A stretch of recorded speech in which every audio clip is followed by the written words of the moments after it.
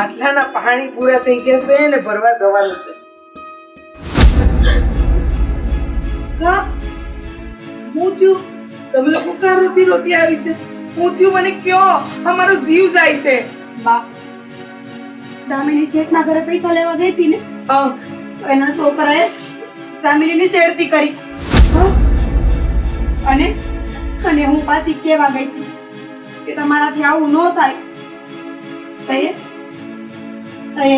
આદિ શેઠે મારી ઉપર હાથ ઉપાડવાની કોશિશ કરી અને શેઠાણી તો સીધા અમારા ચરિત્ર ઉપર આવી ગયા કે તમે ચરિત્રહીન છો ને એટલે મારા છોકરા ઉપર ખોટો આરોપ નાખો છો. શેઠાણીની આટલી હિંમત મારી દીકરીઓને ચરિત્રહીન કહે છે? મને તો એ ન સમજાતું કે એ રૂપિયાવાળા છે એટલે હું મનમાં આવે એ કરવાનું. બા અમને કીધું કે તમારે પૈસા જોતા હોય ને એટલા બોલો, બાકી આ નખરા અમારા ઘરે આવીને ન કરતા. એટલે એનો કહેવાનો મતલબ શું થયો? બેટા એમ હશે ને કે આપણે ગરીબ છીએ તો પૈસા માટે આ હંધરી કરતા આવીશું. તું ચિંતા નહીં કર, આ તારી માં છે ને હજુ જીવતી છે અને આ તો અમારી મહેનતના રૂપિયા અમે માંગીએ છીએ. આપણે ગરીબ છીએ એનો મતલબ એમ નથી કે આપણે આપણી આબરૂને વેચી નાખી છે. એ લોકો એમના મનમાં સમજે શું? અને દામિની જે ટાણે એ વાત થઈ તારે મને વાત તો કરવી હતી. હું શેઠાણી હારે વાત કરત અને શેઠાણીને એમ લાગે છે કે એમના પેટે દીકરા છે તો મનમાં આવે ઈ બોલે, પણ એને ખબર નથી મેં મારી બંને દીકરીઓને મહેનત મોટી કરી છે અને ઇજ્જત હાસવીને મોટી કરી છે. તમે બે માંથી એકેય ચિંતા નહીં કરતા. આ તમારી માં હજુ જીવે છે અને જો તમને બંનેને ન્યાય નહીં અપાવું ને તો હું જીવતા જીવત મરી જઈશ. પણ બા હવે આપણે શું કરશું? એ તો માનવા તૈયાર જ નથી અને ઉલટાના આરોપ અમારી ઉપર નાખે છે કે પૈસાની લાલચે અમે આ બધું કરીશું. સો આરોપ નાખે પણ મને મારી દીકરીઓ પર પૂરેપૂરો વિશ્વાસ છે કે મારી દીકરીઓ ક્યારેય ખોટું કામ ન કરે અને ક્યારેય ખોટા આરોપ ન નાખે. આવીશ ને મારી હારે? હા, શેઠાણીને મળવા હું જરૂર આવીશ. શેઠાણીને આવીને કહીશ એ દીકરાની માં છો ને એનો મતલબ એમ નથી કે મારી દીકરી ચરિત્રહીન છે. ચિંતા નહીં કરો, હાલો અટાણે જ જાવું છે શેઠાણી પાસે અને ન્યાય મેળવીને જ આવીશું. હું હાલીશ શેઠાણી પાસે અને તમને બંનેને ન્યાય અપાવીને જ રહીશ. પણ બા આ શેઠાણી કોઈનું માને એમ નથી.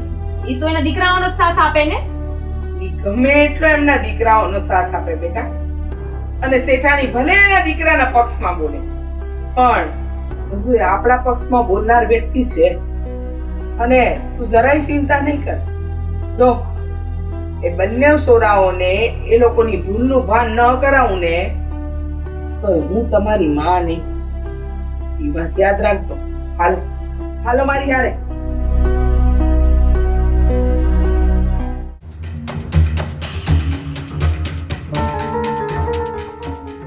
દેવા, અરે મારા આપેલા સંસ્કારે તને આડા નો આવ્યા અને તે આવું પગલું ભરી લીધું.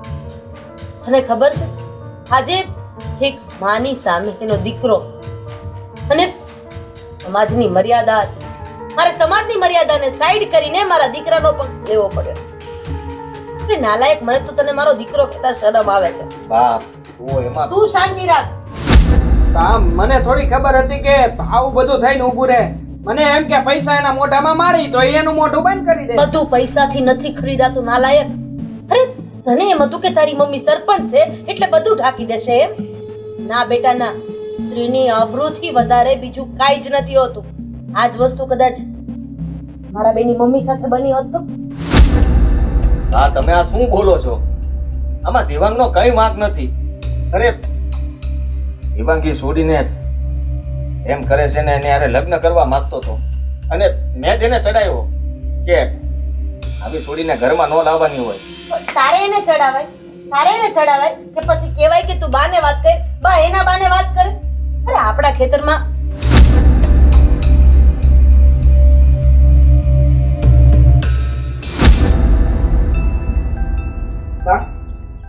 બોલતી બંધ થઈ ગઈ નહીં અને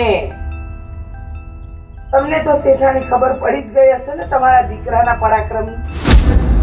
અને મારી દીકરી ઉપર લાંછન લગાવ્યું. મારી બંને દીકરીઓ આબરૂવિહીન છે, એ લોકોને કાંઈ સમજ નથી પડતી અને રૂપિયા માટે આ બધું કરી રહી છે ને. પણ શેઠાણી, મેં મારી દીકરીને ગરીબાઈમાં મોટી કરી છે, પણ એનો મતલબ એમ નથી કે તમારા દીકરાઓ ઉપર એ આડ નાખે અને રૂપિયાની લાલચમાં આવા ખોટા ખોટા આક્ષેપો નાખે અને પોતાની આબરૂ કાઢે. એવા સંસ્કાર મેં નથી દીધા મારી દીકરીઓને. વો હવે થયું એ જવા દો ને. તમે હવે વાતને શું કામ વધારો છો? અચ્છા, હું વાતને વધારું છું. અમારી દીકરીઓ મહેનતનું મહેનતાણું લેવા આવી હતી અને એની હારે તમારા ભાઈએ જે કર્યું એ યોગ્ય હતું. માનું છું કે નહોતું યોગ્ય, અને મેં પણ તમારી સાથે ખોટું વર્તન કર્યું. પણ હવે જે થયું એ ભૂલી જાઓ અને તમારે તમારું મોઢું બંધ રાખવાના પૈસા બોલો ને આપી દઈએ. હજી તો જો, અરે તમારા દીકરાઓને તો રૂપિયાનો ઠોસ છે શેઠાણી. એમને તો એમ છે કે રૂપિયા નાખો ને એટલે માણસ ખરીદાઈ જાય. તો ભલા માણસ ભૂલ કરે છે. આ તારી સામે છે ને બે દીકરીઓની માં ઊભી છે અને મને મારી દીકરીઓની ઇજ્જત આબરૂની બહુ ચિંતા છે. આ તારા જેવા રૂપિયા નાખવાથી છે ને અમારી આબરૂ કે ઇજ્જત ખરીદાઈ નહીં જાય. જો હજી તમે જે બોલી રહ્યા છો ને એ બધું બહુ ખોટું બોલી રહ્યા છો. મેં એની હારે હજી એવું કઈ કર્યું જ નથી. વાત આગળ વધી હતી ને એ પેલા મોટા ભાઈ આવી ગયા હતા, પૂછી લ્યો ને. ઓહો, અને મોટા ભાઈ નો આવત તો શું કરત ને? શું છે કાંઈ? એ અવાજ નીચે. હા, તું કોકના ઘરની ઇજ્જત આબરૂ લૂંટવા જઈ ગયો તો, કોઈ વસ્તુ ખરીદવા નતો જઈ રહ્યો. સમજો? તમે કરી હું લેવો? હા, હવે જે થવાનું હતું એ થઈ ગયું. હવે કે થવાનું છે બીજું? પણ બા, કોની હારે વાત કરો? એના ઘરમાં દીકરી છે જ નહીં. ઈશ્વરે તેને બેન નથી આપી ને, એને સ્ત્રી જાતની શું કિંમત હોય? હા, અને માં એવી કે આવા નઠારા છોકરાઓના ઉપરાણા લેશે અને એ લોકોએ કરેલી ભૂલને ઢાંકે છે. મારી માં વિશે એક શબ્દ પણ નહીં બોલતા. નકર આ ગામમાંથી જૂતા નહીં જાવ પાછું. એ વાત તો તું યાદ રાખજે હવે કે આ ગામમાં તમે બે ભાઈઓ કઈ રીતે રહો છો ને ઈ. આ તારા ભાઈને તો હું ગામની બહાર ન કઢાવું ને તો મારું નામ નહીં. એમ? જરા મને જણાવો કઈ રીતે તમે મારા ભાઈને બહાર કાઢો છો ગામની? હું જોઉં છું ને એવી કોની હિંમત છે જે મારા ભાઈને ગામની બહાર કાઢી શકે? જરા મારી હિંમત છે. ઓ મુખી બાપા, તમે આમાં વચમાં ન પડો તો સારું છે. તમે તમારી પાસે 5 પૈસા ભેગા થઈ ગયા એટલે દુનિયાની દીકરીઓને ખરીદવા નીકળી ગયા છો એમ? ખરીદવાની કોઈ વાત નથી કરતો. તમને વાતની કઈ ખબર ના હોય તો ડાયરેક્ટ ઘરમાં ના આવી જવાય. એ છોકરા, બસ મુખી બાપા. કોનું અપમાન કરે છે નાલાયક? અને મારા જ ઘરમાં ઊભા રહીને મારા જ દીકરાનું અપમાન કરો છો. અને હા, આ અમારો અંગત મામલો છે અને આને સજા શું આપવી એ મને બહુ સારી રીતના ખબર હું છે. ગામનો મુખી છું. જે હોય એ, હું આ ગામની સરપંચ છું. હવે હું જે કરું છું ને એ શાંતિથી જોયા કરો. હા,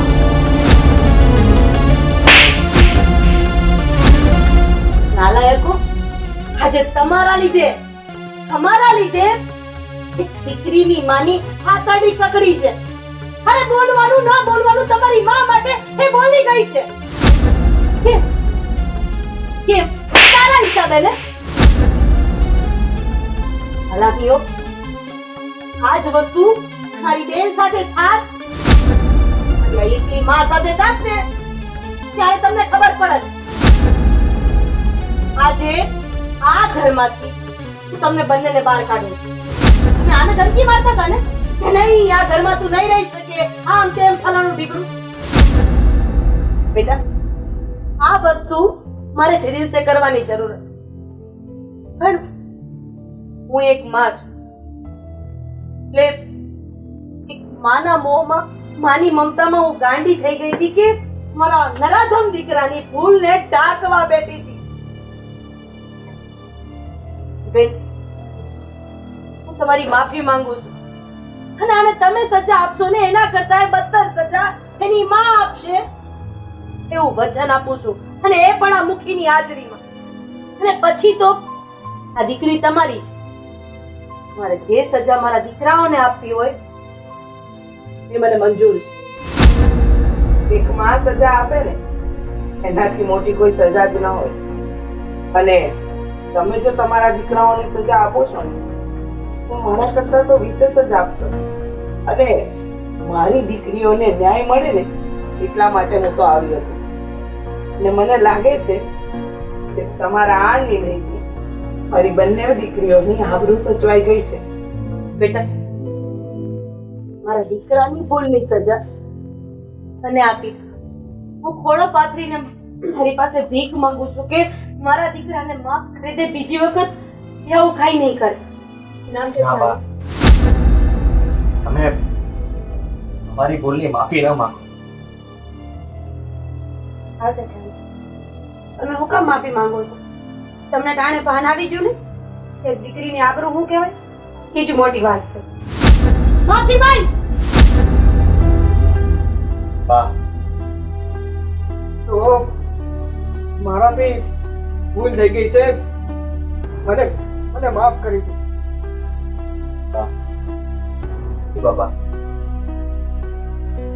તમને એક સાચી વાત જણાવું તો અમે તમને કહ્યું હતું ને કે દેવાંગા છોડીને પ્રેમ કરે છે અને એને ચડાવ્યો કે આપણા ઘરની છોડીને આપણા ઘરમાં ન લાવવાની.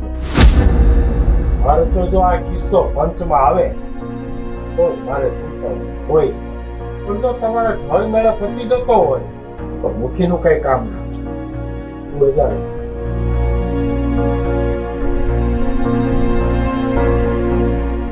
એકવાર પહેલા જ ખબર પડી છે કે મારો દીકરો આ તમારી નાની દીકરીને પસંદ કરે છે. જો તમને કઈ વાંધો ન હોય અને આ ઘરની વાત ઘરમાં રહી જાય તો બેન, આપણે સત્સંગ પાકું કરી નાખ્યું. અને હું વચન આપું છું કે મારી દીકરીને હું દુઃખી નહીં થવા દઉં. મને તો દીકરી નથી આપી, પણ કોઈને દીકરી કરતા તે જ પ્રેમ. બેટા તારું શું કેવું છે? તમે જે કહો ને એ મને મંજૂર છે. તો બેટા તું સુખી જતી હોય ને તારી હા હોય ને તો જ નાના શેઠાડે તારું સપનું નક્કી કર. અત્યાર સુધી કોઈ દી હું તમારી સામે બોલી છું? અત્યારે તમારો જે ફેસલો હશે ને તો મને મંજૂર છે. તો શેઠાણી અત્યાર સુધી મને લાગતું હતું કે તમે રૂપિયાના કોર્સમાં મારી દીકરીઓને ગમે તેમ બોલી ગયા છો, પણ ત્યારે તમારો ન્યાય જોઈને લાગે છે મારી નાની દીકરીના સગપણ નાના શેઠ સાથે કરાવીશ ને મારી દીકરી એ નહીં થાય, એટલી જ રહેશે. પછી વહેલી તકે ગોળધાણા ખાઈ લઈએ. માં, હા મમ્મી માફ કરી દો. આવું હું ક્યારેય નહીં કરું. મારી દીકરી તારી પાસે આવ.